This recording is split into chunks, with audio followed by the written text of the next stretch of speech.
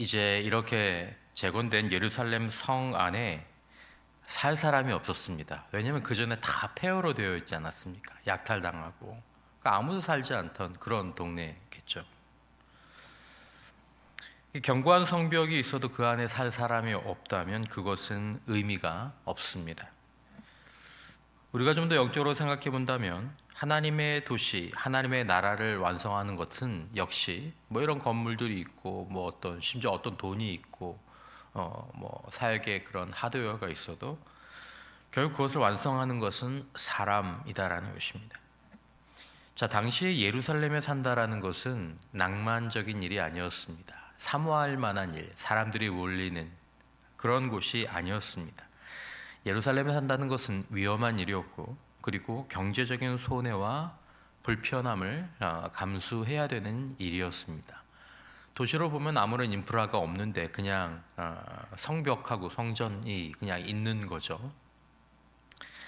인간적으로는 살고 싶지 않은 도시가 예루살렘이었습니다.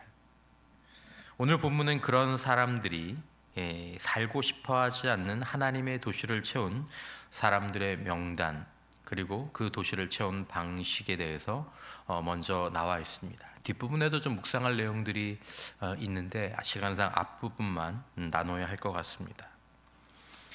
자, 하나님의 도시를 채운, 또 하나님의 나라를 채운 오늘 본문에 세 종류의 사람이 나오죠. 먼저 본문 1절에 보면 백성의 지도자들은 예루살렘에 거주하고 그 남은 백성은 제비 뽑아 10분의 1은 거룩한 성 예루살렘에 거주하게 하고 10분의 9는 다른 성읍에 거주하게 하였으며, 자, 첫 번째 제일 먼저 거주를 확정지은 사람들은 누구입니까? 백성의 지도자들입니다. 지도자들이 먼저 예루살렘에 거주했습니다. 하나님의 도시, 하나님의 나라를 세우는 일에 불편함과 희생과 이 헌신을 가장 먼저 감당하는 것은 항상 지도자들이었습니다. 이게 원리죠. 하나님 나라의 일은 지도자로부터 시작됩니다. 한 사람 혹은 한두 사람의 헌신된 지도자가 있어야 진정한 하나님의 사역 하나가 일어나게 되는 것입니다. 그건 교회도 마찬가지고 어떤 큰 사역들도 마찬가지입니다. 보시면 한 사람 내지 두 사람이 있습니다. 이 지도자가 되는 사람. 교회에서 활발하게 일어나는 사역, 교회에서 일어나는 사역, 열매를 맺는 사역을 여러분 가만히 보십시오. 그런 사역들을 보면 꼭 한 사람 내지 두 사람 헌신된 사람이 있습니다. 그 일을 생명처럼 여기고 그 일에 자신의 삶을 소위 말하는 이렇게 바치는 사람들이 있죠. 하나님의 도시, 하나님의 나라에서 지도자는 섬김을 받고 대접받는 사람이 아닙니다. 다 차려놓으면 와서 편안히 있다가 가는 그런 사람이 아니다라는 것입니다. 누군가 안 하려고 하고 안 가려고 하는 것 보이지 않습니까? 딱 보면 보이죠. 바보도 아니니까 저 일 하면 힘들 거고, 저 일 하면 말도 많이 들을 것 같고, 그리고 뭐 저 일 한다고 해서 내게 어떤 인간적인 유익이 나오는 것도 아니니까, 그러니까 다 슬금슬금 뒤로 가지만 거기에 내가 가겠습니다라고 서로 가는 지도자들이 있죠. 그런 지도자들이 없으면 그 공동체는 하나님 나라를 세워가지 못합니다. 여러분 사역을 하다 보면 그런 말들이 있죠. 내가 좀 도와주고 싶어요. 내가 지도는 못할 것 같아. 그러면 그 사역이 못 일어나죠. 누가 한 사람이 앞에서 이걸 잡고 가면 내가 도와줄 수는 있을 것 같은데 내가 그 일들을 잡고 가지는 못하면, 그러니까 그 사역은 못 일어나는 겁니다. 그런데 한두 사람이 그 사역에 헌신하고 그 사역을 내가 먼저 불편을 감수하겠습니다, 내가 희생하겠습니다라고 딱 하면 이제 그 다음 일들이 일어나게 되는 거죠. 그러니까 여러분 그런 지도자들이 없으면 그 공동체나 그 사역은 또 하나님의 나라를 세워갈 수가 없는 거죠. 그러니까 저희 교회는 그런 지도자들이 많이 계셔서 너무 감사한 일입니다. 제일 먼저 수고하시죠. 제일 많이 수고하고 제일 많이 헌신하는 지도자들이 계시죠. 참 귀한 모범입니다. 앞에서 섬기는 분들이 앞으로도 더욱더 사람 앞에서가 아니라 하나님 나라를 위해서 그렇게 섬겨주시고 거룩한 명단을 오늘 본문처럼 아름답게 주님 앞에 올리는 지도자들이 되시기를 주님의 이름으로 축원합니다. 저부터 그래야 되겠죠.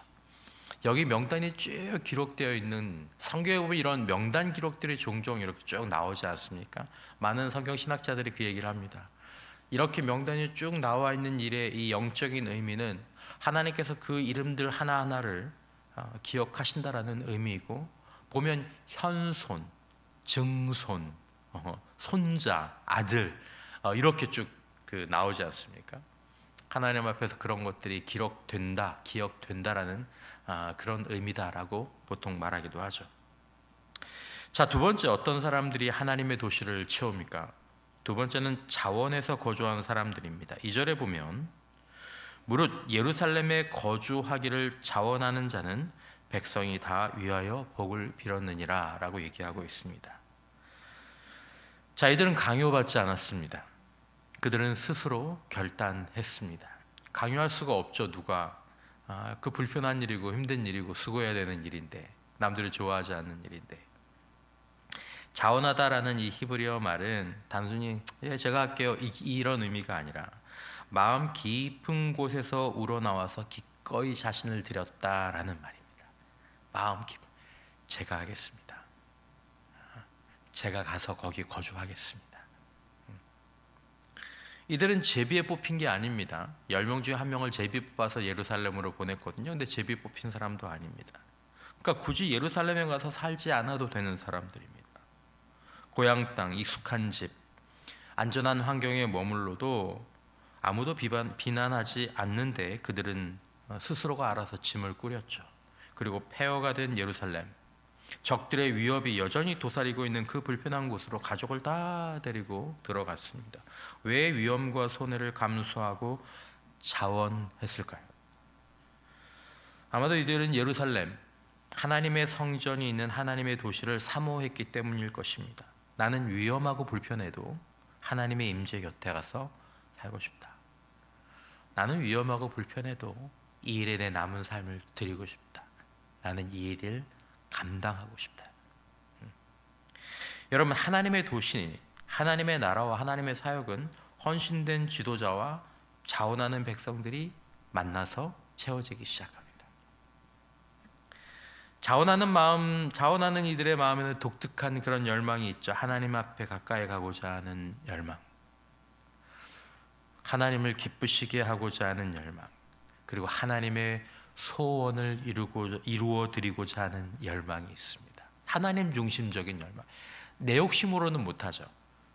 내가 손해보고 내가 힘든 일이고 내가 좋은 일하고도 비난받는데 그걸 왜 합니까? 하지만 이 사람들이 이 일들을 선택하는 이유의 중심에는 하나님과 하나님의 마음이 있는 거죠. 하나님의 소원이, 그게 내 마음을 움직이는 거죠. 나를 하나님께로 자꾸 가까이 가게 하는 이 열망이 위험과 손해의 위협보다 큰 것입니다. 이게 위협처럼 내가 잘못하는 거 아닌가? 이거 손해보는 거 아닌가? 이거 바보 같은 짓 하는 거 아닌가? 사람들은 그렇다라고 얘기하지만 나중에 보면 이것들이 바뀌는 것이지만, 공동체는 이들을 축복합니다. 귀한 일을 합니다. 어떻게 그렇게 할 수 있습니까? 어려운 일을 하네요. 공동체가 오늘 본문에 백성들이 그들을 축복하였다. blessing이라는 단어가 나오죠. 여러분, 때로 자원하여 수고하는 이들을 축복하지 않고 오히려 비판하는 사람들도 극히 일부 있을 수 있습니다. 우리는 늘 그걸 생각해야 합니다. 내가 헌신하고 내가 수고하는데 이걸 오히려 비판하는 사람들이 있다. 여러분, 저와 여러분들은 그런 부류의 사람이 되지 말고 그런 부류의 사람들, 그러니까 늘 그렇게 사는 사람들이 되지도 말아야 되겠고, 그리고 가끔 하는 그런 행동도 하지 말아야 될 줄 믿습니다. 유의해야 되는 거죠. 자원해서 수고하고 애쓰는 사람들이 있는데 그냥 지나가는 말로라도 아이고 쓸데없는 짓 하네, 그렇게 하지 말고 너무 귀한 일 하시네요. 너무 수고하네요. 귀한 일을 감당해 줘도 고맙습니다. 축복합니다. 기도하겠습니다. 제가 뭐 좀 도울 건 없겠습니까? 자신이 안 한다고 남들이 하는 것마저 깎아내리고 무시하는 이 복받지 못할 행동이죠. 그런 말들은 하지 말고 내가 못하는 일을 누가 자원해서 하면 우리는 그들을 축복해야 된다라는 원리를 우리가 이 본문 가운데에서 생각하게 됩니다.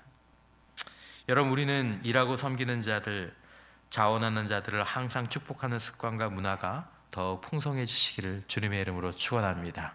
우리가 그런 사람들이 되기를 원합니다. 서로 얼마나 귀합니까? 내가 하는 일만 귀한 게 아니라 나는 성가대에서, 나는 주차장에서, 나는 주방에서, 나는 교사로, 또 뭐 나는 사역자로 이 일들을 감당하는데 저분이 저 일들을 감당해 주기 때문에 비로소 내가 이 일을 할 수 있게 된다라는, 그래서 그들의 일들을 축복하는 그런 마음들.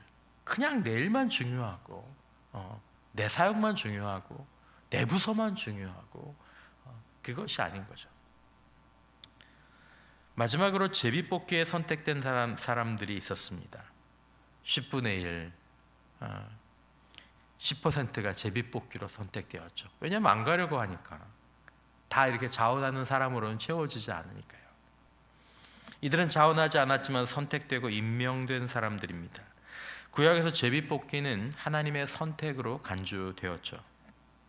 누군가 하지 않으면 안 되는 일에 자신이 선택되었다면 비록 자원하는 마음이 없었더라도 그것을 하나님의 선택으로 알고 순종한 사람들이 이 10명 중에 1명, 10분의 1 제비 뽑아서 예루살렘으로 온 사람들입니다. 여러분, 어쩌면 이들의 순종과 믿음이 더 귀하고 어려울 수 있습니다. 말씀을 준비하다가 제 생각이 조금 났습니다.